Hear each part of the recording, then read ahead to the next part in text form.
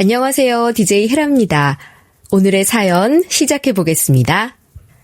처음 결혼하기 전만 해도 저는 이런 사연들 누가 듣나 싶었는데 저도 결혼이라는 걸 하다 보니 자연스럽게 사연 라디오를 찾아서 듣게 되더라고요. 그래서 듣기만 하다가 저에게도 어이없으면서도 이런 일도 생기게 되는구나 싶은 일을 겪어서 사연을 보내게 됐습니다. 안녕하세요. 저는 지금 40대 초반, 올해 막 결혼 10년 차가 되는 평범한 가정주부고요. 3살, 8살 두 아이를 키우고 있는 엄마이기도 합니다. 남편과는 자전거 동호회에서 만난 사이로 운동을 하다 보니 어떻게 서로 감정이 생기게 되더라고요. 지금은 물론 우리 집 원수지만 말이에요. 다들 아시죠? 남편들이 결혼하면 왜 내 편이 아니라 남의 편이라며 원수지간이 되어버리잖아요. 저희도 똑같습니다. 그래도 남편은 자상한 남자고 가정에 충실한 사람입니다. 결혼 초만 하더라도 시댁에 시달리던 저를 위해 열심히 벌어서 빠르게 분가를 하자 말해준 고마운 사람이죠. 남편의 이런 태도도 어찌 보면 당연했던 것 같아요. 시댁에서 제 친가를 빌미로 시모와 시누가 그렇게 저를 괴롭혀댔거든요.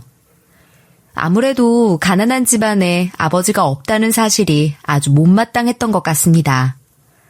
아마 남편이 중간에 중재를 제대로 해주지 않았다면 결혼은 꿈도 못 꿨을 거예요. 그럼 시부는 뭘 하고 있었느냐? 시부는 사업을 하시는 분인데 연세가 좀 있으신데도 불구하고 직접 발로 뛰면서 아직까지 회사를 운영하고 계십니다. 저희 결혼할 때도 회사 일정 때문에 해외에 잠시 나가 계신 터라 상견례에도 못 왔을 정도로 말이에요. 솔직히 속상했죠. 그래도 장남의 상견례인데 그 하루 빼기가 힘들까. 그때는 그런 생각도 했거든요. 어렸으니까요. 그런데 막상 결혼하고 시댁에서 살아보니 그런 시부가 대단한 사람으로 보이더라고요. 그래서 지금은 바쁜 와중에도 시댁에 자주 방문해서 손자, 손녀 얼굴 많이 보여드리려고 노력 중이죠. 그래도 손주들이라고 엄청 좋아하시거든요. 하지만 그런 시부의 사랑과 반대로 시모와 시누는 저를 별로 좋아하지 않았어요. 어쩌면 질투라고 할 수도 있겠네요. 집안 남자들 관심을 저 혼자 독차지한 셈이니까요. 그래서 너는 얘한테 좋은 남자 하나 소개시켜주기가 그렇게 어렵니? 우리 집 막내가 지금 이 나이까지 아직도 제대로 된 짝을 못 찾아서 저렇게 힘들어하는데. 저도 여기저기 알아보곤 있죠. 그런데 하겠다는 사람이 잘 없어서요. 그리고 솔직히 말해서 저 결혼하기 전에 서방님도 소개시켜달라고 그렇게 조르셨잖아요. 본인 의사도 제대로 묻지도 않으시고. 그 이야기가 왜 지금 나오니? 그리고 네 말은 즉 우리의 조건이 시원찮아서 남자들이 싫어한다는 그 말이야? 너 정말 보자 하니까 내가 좋은 말로 해서 그렇지. 나라고 너희 집안이 좋아서 우리 첫째랑 너 결혼 허락한 줄 아니? 시부와 남편이 일로 자리를 비우고 저 혼자 있는 순간엔 이런 식으로 저를 괴롭혀대곤 했어요.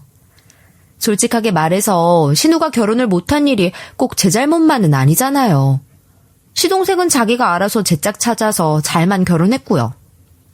그리고 제가 누구나 말하면 아는 그런 대기업에 다니고 있는데 이름도 듣지도 보지도 못한 회사 다니는 사람한테 중매를 서라고 하니 정말 오래 사귀어서 아니면 자연스럽게 만나서 사랑이 싹 트지 않고는 힘든 일이잖아요. 그런데도 자꾸 이렇게 때를 부리는 겁니다. 그러면서 그 둘의 괴롭힘은 더 심해져만 갔죠. 언니, 제대로 알아보고 있긴 한 거죠? 엄마한테 듣자하니 언니가 저한테 맞는 조건의 남자가 없다는 뭐 그딴 소리 했다면서요. 세상에 어쩜 자기 결혼했을 땐 생각도 못하고 개구리 올챙이적 시절 기억도 못한다더니 딱 그 말이 맞네. 맞아. 그러니까 말이다. 자기는 그렇게 수준 차이 나는 결혼을 해놓고도 이렇게 모른 척하는 걸 보니 역시나 수준이 떨어지는 사람이랑은 어울리면 안 돼. 이렇게 옆에 좋은 본보기가 있으니 너도 알겠지? 그러니 사람은 서로 격이 맞는 사람끼리 어울려야 하는 거야. 그러게, 내가 오빠랑 인사 왔을 때 별로인 것 같다고 그렇게 말했잖아. 내 말 안 들으니까 엄마 저런 며느리 본 거라고. 자기 남편 동생한테 남자 소개시켜주는 일이 뭐가 그렇게 힘들다고. 저것이 아직 모르는 모양이다. 네가 잘 되면 어차피 자기 돈 낙수효과 받아갖고 다 같이 잘 될 텐데 하나만 알고 둘은 모르는 거지. 그러니까 수준 차이 이런 말이 있는 거야. 너도 이 기회에 잘 알아둬. 그래야 네 오빠처럼 이런 애 말고 수준 맞는 참한 사위 데려오지. 아주 우습지도 않죠. 솔직히 결혼은 당사자들끼리 하는 거고 거기에 저는 대기업, 남편은 중견기업 다니면서 어떻게든 밸런스가 맞춰졌는데 왜 자기들끼리 수준이니 격이니 하면서 저희 부부의 잣대를 멋대로 판단하는지 시댁이라지만 너무나 어이가 없어서 이런 둘의 대화를 저는 듣는 둥 마는 둥 하며 눈길조차 주지 않았습니다. 그에 더 흥분해서 당장 남자 소개시켜달란 말이야. 언니는 눈치도 없어요? 하며 제 옷을 잡고 늘어지는 신우를 보게 됐지만 말이에요. 사실 이 정도만 하고 넘어갔으면 저도 사람 좋게 신우와 잘 지내볼 마음은 있었어요. 어차피 이 일은 신우가 어떻게든 결혼만 하면 해결될 일이겠지 싶었으니까요. 하지만 말이에요. 결국 끝까지 제 성질을 건들더라고요, 저 둘은. 왜냐하면 제가 가장 용서할 수 없는 일을 저질렀거든요. 솔직하게 말해 저를 괴롭히는 건 그래 어차피 몇십 년 다른 생활하던 사람이라 그런 거다 하고 넘길 수 있습니다. 그런데 저는 그렇다 치고 자기 손주들, 조카한테까지 이 둘은 그 못된 심보를 보이더라고요. 시모는 장남하더니 그 장남의 자식은 소중하지도 않은가 보더군요. 그것도 제가 어떻게 알게 됐냐? 애들이 아직 어려서 큰아이의 등하원은 시모가 도와주고 있었거든요. 이것도 등원은 제 손으로 시키는 경우가 많고 하원만 시모가 돕는 그런 정도였어요. 그런데 하루는 아이한테서 전화가 오는 거예요. 엄마, 오늘 할머니 나 데리러 안 와? 친구들 다 집에 갔는데 나 혼자만 아직도 집에 못 갔어. 선생님도 할머니 안 오시냐고 나한테 물어보는데? 뭐라고? 할머니가 지금까지도 안 왔어? 일단 거기서 꼼짝 말고 있어. 선생님 옆에 계시는 거지? 엄마가 일단 할머니한테 전화해서 물어볼 테니까 절대 어디 먼저 가거나 하면 안 된다. 이때가 아직 첫째 초등학교 들어가기 전이었는데 유치원 다니면서도 시모가 빡빡 우겨서 자기 손자는 자기가 챙길 거라며 유치원 선생님들 등하원 못 믿는다 해서 이렇게 된 거였거든요. 그래서 노파심에 아직 7살이었던 아이의 손에 핸드폰도 쥐어준 거였고요. 아무튼 이런 아이의 말에 전 당장 시모에게 전화를 했죠. 어머님, 지금 정환이 데리러 가고 계세요? 아이가 방금 전화가 왔어요. 어머님 지금 어디 계시는 거예요? 아, 오늘 정환이 유치원 가는 날이었지? 아유, 내가 깜빡했구나. 너도 내 나이 돼봐라. 매일이 정말 이렇다니까. 아무튼 난 지금 당장 못 가니까 네가 알아서 좀 어떻게든 해봐라. 그깟 회사 네 경력이면 뭐 하루 정도 연차로 쉽게 뺄 수 있잖니? 그게 무슨 말씀이세요? 유치원 가는 날이라뇨. 까먹으셨다고요? 그게 말이 된다고 생각하세요?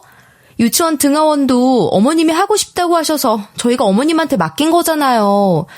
지금 당장이라도 정환이 데리러 가주세요. 애가 혼자서 울고 있었다고요. 너는 시애미한테 말하는 꼬라지가 그게 뭐니? 그리고 내 일 하다 보면 까먹고 그럴 수도 있는 거지. 뭐 그거 가지고 이렇게 소리를 높여. 아이고, 동네 사람들 무서워서 나이도 허락 맡으면서 들어야겠네. 솔직하게 말씀해 주세요. 설마 저번에 제가 그런 말 했다고 지금 이런 식으로 나오시는 거예요? 그렇다고 어떻게 애를 가지고 이렇게 하세요? 정환이 어머님 손자예요. 지금 제정신이세요? 무슨 소리를 하는 거니? 내가 겨우 그깟 말에 내 귀한 손주를 지금 버려뒀다 이 말이야? 그리고 제정신이라니. 그건 내가 지금 이 나이에 뭐 정신이라도 나왔다 이 말이냐? 너 해도 정말 너무하는구나. 나를 얼마나 우습게 봤으면. 됐어요. 어차피 내년이면 학교도 들어가는데 이제부턴 제가 알아서 할게요. 어머님은 이제 정환이한테서 손 떼세요. 제가 설마 하면서도 전곡을 콕 찌르니까 아주 당황해서는 자긴 그런 심보 아니었다 말하는데 그 태도에 아주 화딱지가 나더라고요. 요즘 세상이 얼마나 무서운데 과보호에도 모자랄 지경에 이런 식으로 자기 기분 상했다는 걸 손주한테 표현한다는 게 너무나 어이가 없었죠. 그것도 할머니라는 사람이 말이에요. 그래서 전 그날 당장 반차를 쓰고 아이한테 달려갔고 유치원에는 거듭 죄송하다는 말과 함께 아이를 이젠 저희 집 앞까지 데려다 달라고 부탁까지 해야 했어요. 더 이상 시모라는 사람을 믿을 수가 없었거든요.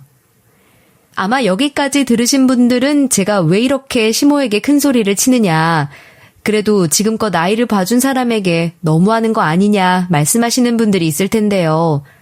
저는 아이를 보살펴준 명목으로 항상 월에 80에서 100만 원 정도씩은 시댁의 용돈으로 드렸습니다. 아이를 완전히 봐주시는 것도 아니고 제가 퇴근하는 시간 혹은 남편이 퇴근하는 시간까지 하루에 서너 시간 정도 봐주셨으니 고마운 마음에 말이에요. 아마 정확히 금액은 모르지만 남편도 얼마씩 시모에게 보내주는 것 같더라고요. 그렇게 치면 저는 할 만큼 했다고 생각하거든요. 밖에 나가서 하루 서너 시간 아르바이트 해도 저희가 주는 돈보다 덜 받았을 테니까요. 거기에 아이들이 순한 편에 말도 잘 들어서 손도 많이 안 가거든요. 주변에서도 저희 애들을 보면서 자기 자식도 저랬으면 하며 부러워하는 사람들이 있을 정도로 말이에요. 그런데 이런 식으로 저와 본인의 사이에 아이를 끼워 넣다니 너무나 화가 났죠. 친정엄마는 지방에 계셨기에 쉽게 아이를 봐달라 말하기도 어려웠고요. 게다가 저희 친정이 경제적으로 좀 좋지 않은 상태였거든요. 제가 아무리 친정을 돕는다 해도 말이죠.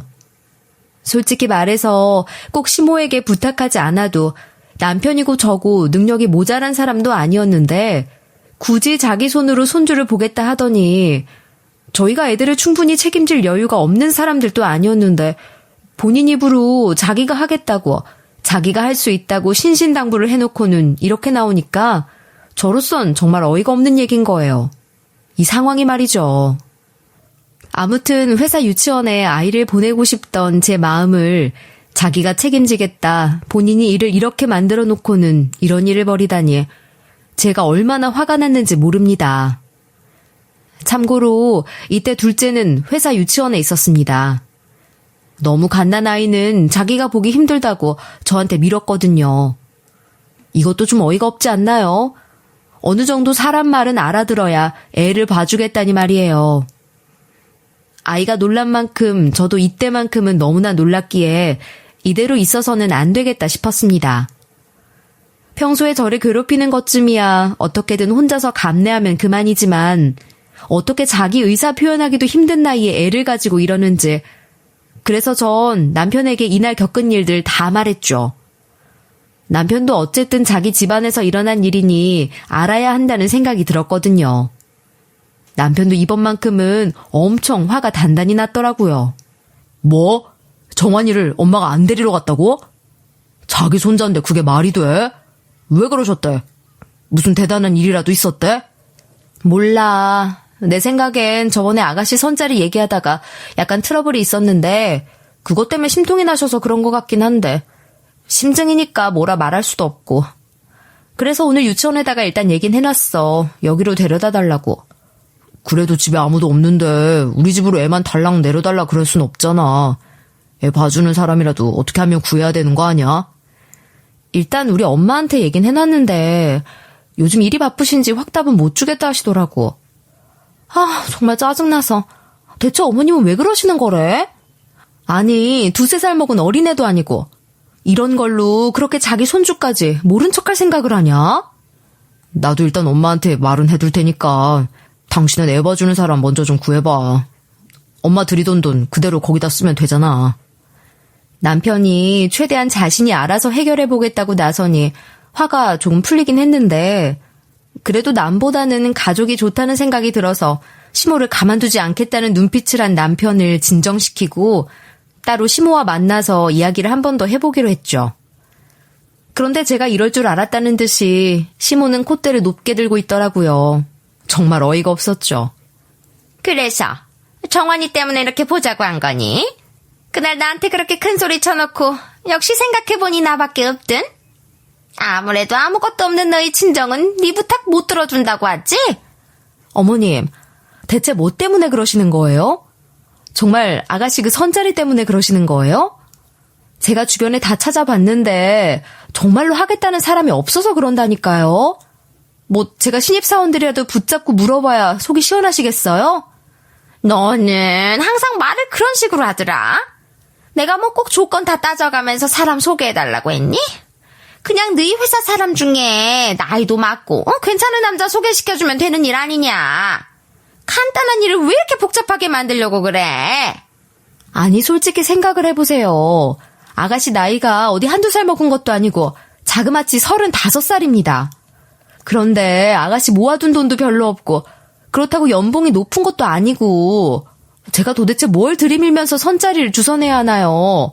저도 할 말은 있어야 자리를 잡든 하죠. 우리 애가 뭐 어때서 그래? 치만도 빵빵하겠다. 들어오면은 대리 사위까지는 아니라도 나중에는 같이 가족 사업도 할 수 있는 집안인데 이 정도면 됐지. 대체 뭘 바래? 네가 말하는 연봉이 그렇게나 중요하냐? 남자나 중요하지. 우리 딸이 뭐가 아쉬워서 연봉까지 맞춰야 돼. 그리고 우리가 집까지는 어떻게 해준다니까. 요즘 집 하나 해줄 수 있는 친정이 얼마나 된다고. 뭐 그걸로도 안 된다고 그러니? 역시나 시모는 저번에 그 일로 단단히 삐진 게 맞더라고요. 제가 자꾸만 소개를 미루니까 시모를 꼬드겨서 좋은 남자 소개받으려던 신우도 누군 능력이 없어서 남자 못 만나는 줄 아나? 하고 자기가 알아서 누구한테 소개를 받았는지 남자를 만나서 데려오더라고요. 이럴 거면 처음부터 알아서 잘 만나면 될 일을 왜 자꾸만 돈 잘 버는 남자, 능력 있는 남자 이야기를 입에 달면서 저를 들들 볶아댔는지 참 알 수가 없습니다. 거기에 말이죠. 그 남자라는 사람은 그래도 제법 능력이 있는 사람이었는지 신우의 마음에 쏙 들었던 것 같더라고요. 서로 소개로 만났으면서 어찌나 죽이 척척 맞는지 거의 만난 지 2달도 안 된 그 사이에 결혼 이야기까지 오가더군요. 시모는 자기 사위 될 사람이 정확하게 어떤 인물인지 파악도 못했으면서 좋다고 결혼만 하라고 아주 입이 귀에 걸렸고 말이죠. 어떻게 결혼이라는 인생의 중대사를 저리 쉽게 결정할 수 있는지. 아무리 저를 괴롭힌 사람들이라지만 가족이니 걱정은 됐습니다. 밉다 한들 제가 이 집안이랑 헤어지거나 아예 연을 끊지 않는 이상해야 결국 마지막까지 가족이라는 끈이 연결돼 있는 거니까요. 그래서 남편에게 제 걱정을 토로했더니 남편은 뭐 서로 성인인데 알아서 하겠지. 애도 아니고 언제까지 감싸고 놀아. 하며 무뚝뚝하게 말했습니다. 저번 제 첫째에게 있었던 일 때문인지 한동안 시댁과 거리를 둔 상태였거든요. 아무튼 그런 남편의 태도에 오히려 신우에 대한 걱정이 덜어지더라고요. 그래, 핏줄로 이어진 형제가 저런 말 하는데 알아서 잘하겠지 하고 말이에요. 그래서 그날 이후로는 저도 신경을 끄고 살았던 것 같아요. 물론 신우의 결혼식에 저는 시모, 신우의 부름으로 이리저리 끌려다니면서 회사에 육아, 신우 결혼 준비까지 너무 바쁜 시간을 보내게 됐지만 짐 하나 없애는 기분이 들어서 너무 상쾌하기도 했어요. 그렇게 정신없는 시간 속에서 신우의 결혼식이 다가왔고 저는 지방에 계신 친정엄마를 불렀습니다. 오랜만에 경조사였기도 하고 신우가 기어코 모은 돈 탈탈 털어서 아주 좋다는 호텔에서 결혼식을 올리기로 했거든요. 좋은 밥이라도 한 끼 먹고 갔으면 싶은 마음에 친정엄마를 부르게 됐죠. 엄마는 일로 바쁜 와중에도 어떻게 연차를 쓰고 올라오셨어요. 사돈처녀 결혼하는데 그래도 얼굴은 비춰야지 하면서 말이에요. 그런 엄마의 부담을 줄여주고 싶어 신우 결혼식 축의금을 저와 함께 넣으려고 했는데 엄마는 한사코 그러면 안 된다며 따로 봉투를 가져오시더군요. 그리곤 앞에 축의금을 걷고 있던 저희 서방님에게 주고 들어왔다며 오랜만에 얼굴 봐서 너무 기쁘다. 저랑 오랜만에 담화를 나누고 있었죠. 그러던 중 신우의 결혼식이 시작됐고 식은 들인 돈에 비해서 엄청 짧은 시간에 끝이 났습니다. 아무리 가족이라지만 제 결혼식도 아니었으니 저와 엄마, 남편과 아이들은 주변 친척들과 간단하게 인사를 나눈 뒤 가족 사진 촬영만 함께하고 식사를 하러 가려고 했죠. 엄마는 오랜만에 손주들 봐서 너무 기쁘다며 한박 웃음을 지으며 앞에 나가던 저를 뒤에서 따라오셨고요. 그런데 갑자기 저 멀리 있던 시모가 한 걸음에 다가와서 엄마한테 갑자기 시비를 걸기 시작하는 거예요. 아니 사돈, 그 돈 내고 지금 밥이 목구녕으로 넘어가게 생겼어요. 저희 애 결혼식 식대가 얼만데 겨우 20만 원 넣어놓고 호텔 뷔페 한번 먹으려고 혈안이 돼서 발걸음 하셨어요? 염치라는 게 있는 사람인가? 당황스러웠죠. 아직 식장을 나가지도 않은 많은 사람들 앞에서 이렇게 당당하게 축의금 이야기를 꺼낼 수 있나 싶은 생각도 들었고요. 당황해서 시모를 보니 절대 일절로 끝낼 생각이 없어 보이더군요. 그래서 이대로는 안 되겠다 싶어서 전 당장에 둘 사이를 가로막고 서서 말했습니다. 어머님, 지금 이게 맞는 경우인가요? 그리고 그렇게 대놓고 축의금 이야기를 하는 사람이 어딨어요? 없는 시간 쪼개서 오신 분한테 너무하신 거 아니에요? 너도 그렇다.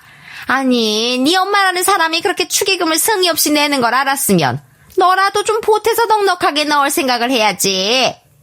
여기 식대 얼마인지 뻔히 알면서 어쩜 그럴 수 있니? 입이 애들까지 합쳐서 벌써 5이나 되는데. 너랑 우리 애 결혼할 때도 상견례에 나온 꼴 보고 내가 속으로 얼마나 욕을 했는지 모르는데 남의 귀한 달 결혼식장까지 와서 이런 식으로 굴어? 시모의 계산법이 제대로 된 계산법이라 생각이 들지 않았죠. 당연합니다. 성인 셋은 그렇다 치고 애들 둘이 얼마나 먹는다고 성인 식대로 계산을 할 수 있는지. 따로 어린이 식대가 마련돼 있을 텐데. 가난이 무슨 죄입니까? 저희 엄마 입장에선 그것도 많이 넣으신 거라고요. 그래도 사돈처녀라고 이렇게 와서 축하까지 해주시는데 없던 돈이 들어온 것만 해도 감사해야죠. 그리고 저희가 많이 넣었으면 된 거 아닌가요? 뭐? 감사? 저딴 얇은 봉투 받을 바에는 안 받는 게 낫다. 그리고 돈을 낼 거면 애초에 미리 네가 확인해서 2개 다 두둑하게 넣었어야지. 저기 있는 내 딸 사돈들이 네 엄마가 낸 축의금 보고 우리 집안을 뭐라고 생각하겠어? 사업하는 집안이라 그런지 딸을 잘 키웠다고 방금까지도 칭찬을 늘어놓던 사람들 앞에서. 그럼 지금 이렇게 오셔서 큰 소리 치는 경우는 뭐라 하지 않으세요? 세상 어디가 축의금 적게 냈다고 이렇게 면전에서 소리를 치는 경우가 있어요. 어머님이야말로 상식이라는 걸 좀 다시 배우시고 오셔야 할 것 같네요. 애들과 남편 앞이라 참으려 했건만 제 친정이 가난하다는 이유 하나만으로 예전부터 괴롭혔던 그 기억들이 새록새록 떠오르며 저도 모르게 욱하고 올라오더라고요. 게다가 오랜만에 만난 엄마한테 대뜸 찾아와서 이런 말까지 짓거리니 정말 참을 수 없었습니다. 이런 저와 시모의 소란에 다들 구경이라도 하는 듯이 힐끔힐끔거리며 쳐다봤는데 이걸 저 멀리서 신우의 가족 될 사람들과 함께 이야기를 하던 시부도 봤는지 헐레벌떡 달려와 이게 웬 소란이냐 소리를 지르는 겁니다. 그 덕에 시선은 더욱 몰리게 됐죠. 지금 이게 무슨 짓이야? 경사로운 자리에서 왜 또 그렇게 목소리를 높여대고 있어? 아니 사돈이 뭘 잘못했다고 사돈한테 이렇게 무리하게 굴고 있는 거야? 당신 정말 미쳤어? 그 멀리서도 시모가 친정엄마를 타박하는 소리만큼은 정확히 들렸는지 달려온 시부는 묻지도 않고 시모를 나무라기 시작하더군요. 물론 이런 시부의 태도에 가만히 있을 시모가 아니었지만요. 아니 여보, 여기 식대가 얼만데 고작 20만 원 내고 밥을 먹고 가겠다 하잖아요. 아무리 자기가 돈을 못 벌어도 망정이지. 사돈 처녀가 결혼했는데 꼴랑 20만 원이 뭐예요? 아니 이럴 거면 아예 오지를 말든가. 염치도 없는 사람 아니냐고. 어이가 없는 게 시모가 무슨 엄마한테 기강이라도 잡으려고 드는 건지 큰 소리를 버럭버럭 내는 겁니다. 앞에 시부가 뻔히 있는데도 말이에요. 고작 축의금 조금 냈다는 그 이유 하나만으로 시모의 눈엔 주변 사람들이 쑥덕거리는 모습들이 보이지도 않는 건지 시부가 그런 사람들의 모습을 더욱 신경 쓰며 제발 좀 그만하라 이야기를 해도 거의 개거품을 물다시피 난리를 치는 겁니다.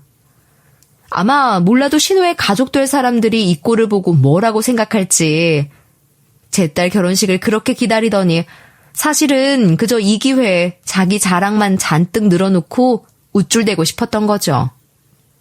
아무튼 이런 시모의 난동에 시부가 더 이상 참을 수 없다는 듯이 시모를 조용한 대로 막 끌고 갔습니다. 그러면서 엄마 앞을 가로막고 있던 저희들도 따라오라고 손짓을 하면서 말이에요. 그에 별 수 있나요? 저와 남편은 시부의 행동에 뒤를 따라갔죠 뭐. 시모는 시부에게 끌려가면서도 계속 난리 부르스를 치며 자기가 뭘 잘못했냐고 안 끌려가려고 끝까지 버둥버둥 안간힘을 썼어요. 통하진 않았지만요. 그렇게 사람들이 없는 한적한 공간에 도착해서 시부는 시모의 손을 놔줬습니다. 그러자 기다렸다는 듯이 시모는 시부에게 따지고 들었고요. 당신은 어떻게 나한테만 이럴 수 있어요? 저기 저 여자가 우리 집안 알기를 아주 우습게 하는 거라니까. 어떻게 이런 고급진 호텔 결혼식에 겨우 20만 원. 그것도 한 가족이라는 사람이. 아무리 애 얼굴에 먹칠을 하려 해도 유분수지. 그 금액 보고 우리 딸 사돈집에서 뭐라고 말을 하겠냔 말이에요. 당신은 아무것도 모르면서.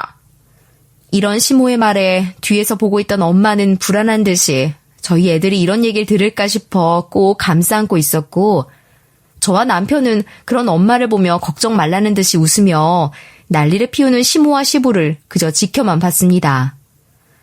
그러자 이번에는 타깃을 저희로 바꿨는지 절 보고 본인 딸 얼굴에 먹칠을 하고 있다고 미친 사람처럼 큰 소리를 치는 겁니다.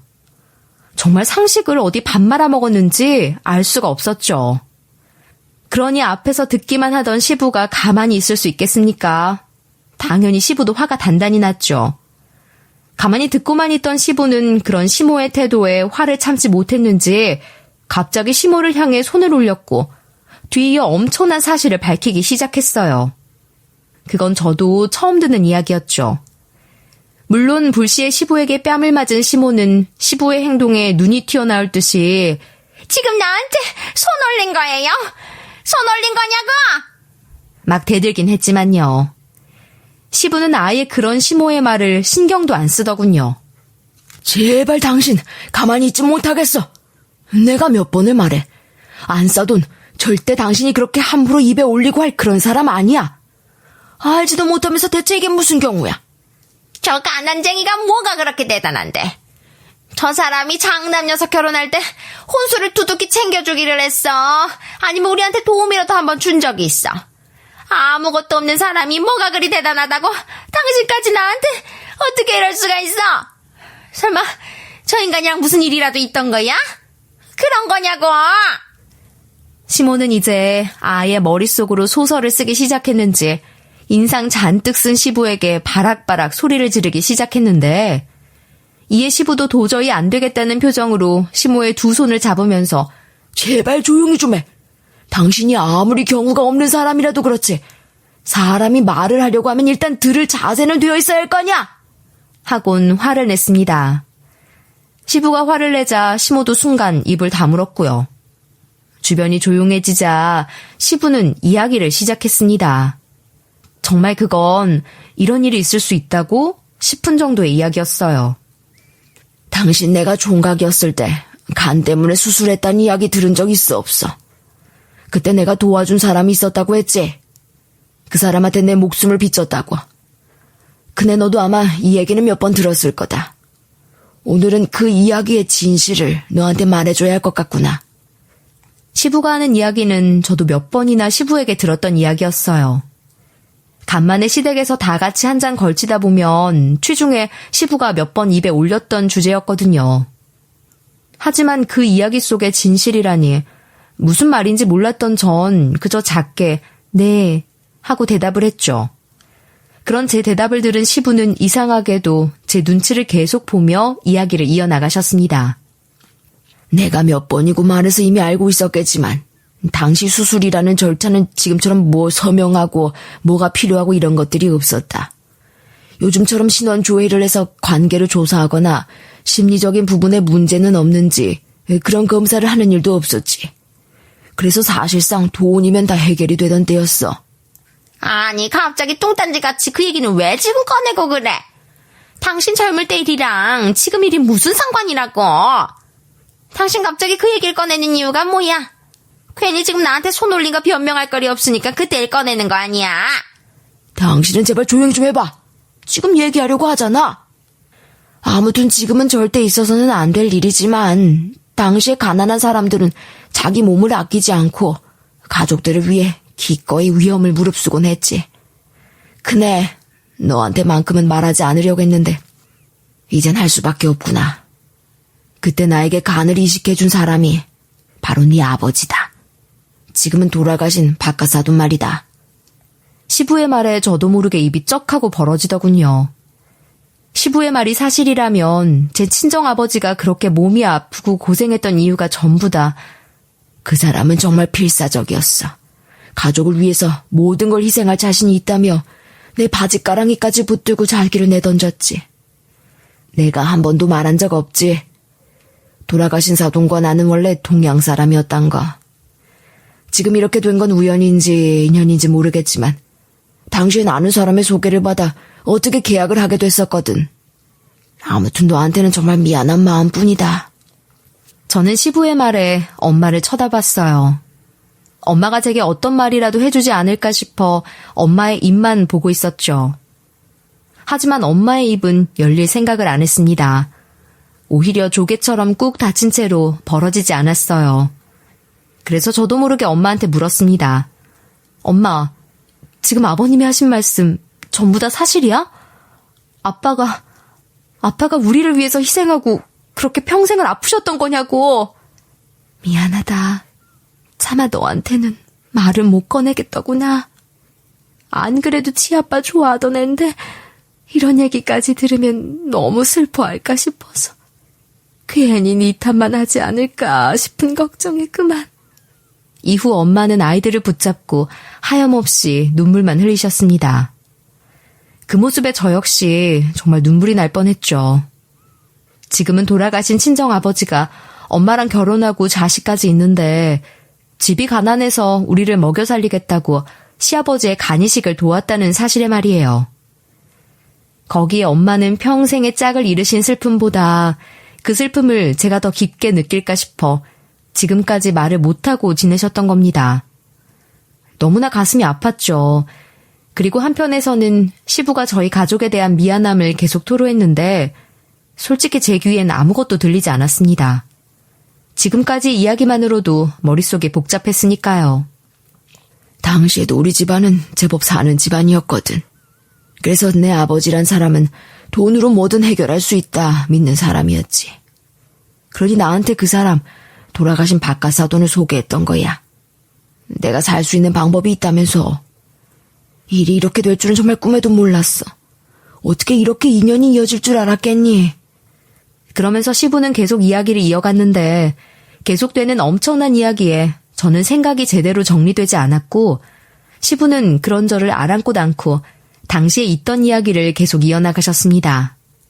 솔직하게 네가 우리 며느리로 첫 인사를 왔을 때 난 정말 깜짝 놀랐다. 어디서 많이 보던 얼굴이 내 눈앞에 있었으니까 그땐 설마 싶었지. 세상이 이렇게 넓은데 닮은 사람 한둘은 있을 수 있다 생각했거든. 하지만 회사 일정 때문에 빠진 상견례 대신 인사 겸 만난 식사 자리에선 더 놀랄 수밖에 없었지. 안사돈이 있었으니 말이야. 몇십 년이 지났다지만 어떻게 그 얼굴을 잊을 수 있겠니? 어떻게 보면 내 생명의 은인의 가족인 셈인데. 그 당시 엄마는 시아버지 얼굴을 당연히 기억하고 있었고 시아버지도 엄마 얼굴을 당연히 기억하고 있었던 거예요. 그리고 몇십 년이 지나 서로의 자식이 연이다 이렇게 만나게 됐으니 서로 내심 얼마나 놀랐을지 전 상상도 안 가더군요. 하지만 그런 와중에도 엄마와 시부는 서로 눈빛을 교환했답니다. 과거에 있었던 일이 결코 좋은 일은 아니었고 둘 다 지금의 평화를 깨기는 싫었을 테니까요. 그러니 서로 얼굴은 알아봤지만 당시 처음 본 사이처럼 인사를 나눈 거죠. 아무도 눈치챌 수 없을 만큼 철저하게 가면을 쓰고 말이에요. 그러나 시부는 그때를 생각하면 그런 식으로 대할 수밖에 없었던 자신이 너무나도 부끄럽다고 하더군요. 거기에 제 친정엄마한텐 너무 미안한 감정이 들었다고 하고요. 어찌됐건 목숨을 빚진 사람의 가족이었으니 말이에요. 제 친정엄마는 시부에게 그런 마음이 들게 하는 사람인데 시모가 오늘 이 난리부르스를 떨었으니 시부는 더 이상은 가만히 두고 보고 있을 수 없었다고 하더군요. 사람이라면 당연히 그래야죠. 제 친정아버지가 시부에겐 생명의 은인이나 마찬가지였으니까요. 그렇게 이야기를 끝낸 시부는 다시 결혼식장으로 돌아가 아이들의 곁을 지키던 제 친정엄마 앞에 큰 절을 올리듯 머리를 깊게 조아리며 사과를 했습니다. 앞서 무시를 당했던 엄마의 모습을 모든 사람들에게서 지워버리고 싶다며 일부러 아직도 사람이 많이 남은 결혼식장까지 돌아가서 이런 행동을 하셨죠. 그날의 은혜, 저는 아직도 잊지 않았습니다. 일이 이렇게 돼 정말 죄송합니다. 제가 먼저 찾아가서 감사의 인사를 했어야 했는데, 그간 정말 죄송하고 또 고마웠습니다. 앞으로 어려운 일이 있으면 언제든지 연락하세요, 안사돈. 엄마는 시부의 말에 또다시 두 눈 가득 눈물이 고이며 조용히 우셨습니다. 아마도 가족을 위해서 자기 한 몸 던진 제 친정아버지의 모습을 생각하시고 계셨을 것 같아요. 아버지는 돌아가시기 전까지도 본인 몸이 아프면서 가족들 걱정만 가득하던 사람이었거든요. 그렇게 한동안 엄마가 울음을 그칠 때까지 사정을 아는 사람들은 아무 말도 없이 기다릴 수밖에 없었어요. 아무도 말 한마디 꺼내지 못했죠. 저와 남편이 결혼한 지 거의 10년, 이제야 은인을 만난 사실을 밝힌 밝게 웃는 시부의 모습에 반대로 시모는 하얗게 질려갔습니다. 당연하겠죠. 많은 사람들 앞에서 당당하게 축의금 어쩌고 하면서 엄마를 대놓고 모욕했으니 말이에요. 지금까지의 사정을 듣고 입을 못 열던 시모가 이대로 있으면 본인만 이상한 사람이 될 거란 두려움이 들었는지 얼른 변명 아닌 변명을 입에 올리더군요. 당신은 그런 일이 있었으면 당연히 나한테 제일 먼저 이야기를 해야 할 거 아니에요? 어떻게 사람을 이렇게 무안을 줄 수 있어? 나도 그 사정을 알았으면 안서돈한테 그렇게 대하진 않았잖아요. 정말 당신이 그렇게 할 수 있을 거라 생각해? 당신이란 사람의 성격을 내가 다 아는데. 이런 사정을 알았다 한들 저 사람의 가난을 역이용할 생각만 잔뜩 했겠지. 내가 당신이 지금까지 주변 사람들한테 어떤 행동을 하고 살았는지 정말 몰라서 눈 감고 있었다고 생각하나? 시부의 말에 시모는 쉽게 말을 꺼내지 못하고 그게 하며 얼버무리려 했는데 전 이대로 시모를 가만두면 안 될 것 같다는 생각이 들었습니다. 제 친정엄마는 이렇게 많은 사람들 앞에서 면박을 주고 자신은 몰랐다는 이유만으로 쏙 빠져나가려 하는 그 모습이 정말 우스웠거든요. 그래서 자세한 사정까지는 몰랐던 시부에게 진실을 알려주기로 마음먹었죠. 아버님, 일이 이렇게 된 거 방금까지 어떤 일이 있었는지 다 말해드릴게요. 어머님께서 저희 엄마가 축의금을 겨우 20만 원 냈다고 뭐라고 하지 않겠어요? 그 돈 내고 밥 먹을 생각하냐면서 말이에요. 예전부터 저희 엄마 행색이 꾀죄죄했다고 마음에 안 들었단 말도 계속 들었고요. 뭐? 당신 큰애가 하는 말이 진짜야? 정말 사람을 앞에 두고 그것도 이 경사스러운 날에 겨우 그깟 이유 때문에 소리를 높이고 있었다고? 그것도 내 은인의 가족한테? 아무리 몰랐다 하지만 어떻게 사람이 그런 말까지 할 수 있어? 그게 여보. 아유 정말 여기 식대 많이 들어가는 거 알잖아. 제가 모아둔 돈 거의 다 써서 진행한 결혼식이기도 하고. 쟤들도 결혼식 비용은 어떻게 충당을 해야지. 그리고 솔직히 안사돈이 가난해서 겉모습이 좀 그런 건 사실이긴 하잖아. 그걸 지금 말이라고 해? 아무리 그래도 당신이 사람 새끼라면 생각을 하고 말을 뱉어야지. 어떻게 아무리 그렇다 한들 말을 그따위로 해? 시부와 시모는 그 자리에서 아주 대판 싸우게 됐죠. 물론 시부가 시모에게 잔소리를 늘어놓는 게 다였지만 말이에요. 시모도 시모 나름대로 억울하다는 듯 계속 대꾸를 하긴 했는데 시부가 그걸 듣고 가만히 있을 사람은 아니라서 말이에요. 어쨌든 제 앞에서 그렇게 혼나는 시모의 모습을 보니 아주 속이 후련하더군요. 당장 내 은인한테 사과하지 못해. 겨우 그딴 이유로 어떻게 애들 결혼식에서 입을 놀리길. 그리고 시모는 자폭하고 말았습니다. 시부는 지금까지 몰랐던 이 결혼에 걸린 내용을 자기 입으로 말해버렸거든요. 그러면 어떡해? 애들 결혼식 비용이랑 집해주기로 한 거 지키려면 이 결혼식에서 최대한 뽕을 뽑아야 될 거 아니야. 집? 무슨 집? 당신 지금 제정신이야? 안 그래도 애가 남자 만난 지 겨우 2달 만에 결혼하는 것도 마음에 안 들었는데. 뭐? 우리가 지불해줘? 누구 마음대로 지불해? 아무튼 이 일은 집에서 나랑 단둘이 얘기하고 당신 지금 당장 여기 안사돈한테 사과나 해. 그러면서 시모에게 사과를 하라며 친정엄마 앞으로 시모를 밀어버리는데 그 바람에 시모는 엄마 앞에 넙죽 엎드려 사과까지 하게 됐습니다. 안색은 이전보다 더 질린 상태로 말이에요. 방금 자기가 어떤 실수를 했는지 알고 있었으니 아마 제정신은 아니었을 것 같네요. 죄송합니다, 사돈. 제 말은 그런 의미는 없었고, 제 딸 걱정에 그만. 딸 자식 있으시니 제 마음 이해하시죠? 저도 저희 남편하고 돌아가신 바깥 사돈하고 그런 인연이 있었단 걸 알았으면 이렇게 안 했을 겁니다. 정말 죄송합니다. 그래도 사람이 그런 식으로 행동하시면 안 되지요. 이런 인연이 있었다는 걸 알면 뭐가 달라지긴 하나요. 여러모로 너무하시네요, 사돈. 제 주머니 사정 뻔히 알고 계시면서 겨우 20만 원이라고 그렇게 면박을 주니 제가 얼굴을 못 들고 다니겠더군요. 설마 제 딸한테도 그런 말을 대놓고 하시는 건 아니지요? 제가 어찌 큰애에게 그러겠어요. 우리 큰며느리만큼 능력 있는 사람이 또 어디 있다고요. 다 오해입니다, 오해. 듣자하니 저번에는 손자 가지고 저희 애를 압박하려 하셨다는데 그래서 앞으로도 제 딸을 계속 괴롭히실 겁니까?